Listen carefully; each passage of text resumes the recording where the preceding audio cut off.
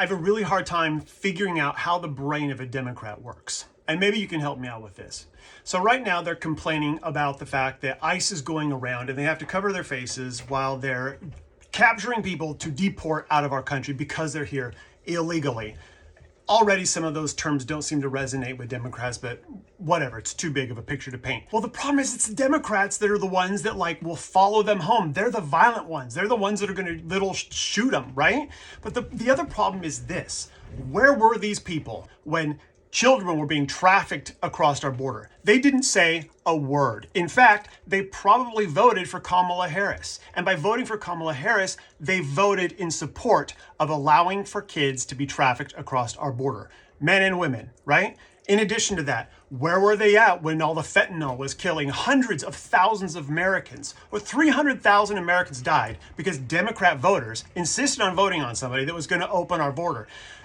But the problem is that they would have voted for him again. And now they have the audacity to complain about what is happening in order to catch up with the 11 million illegal immigrants plus, actually, they virtue signal by getting mad about something when in reality, they've created the issue. Here's the deal. I've married a Colombian national, okay? He's going through the process right now of getting his green card and all that sort of stuff.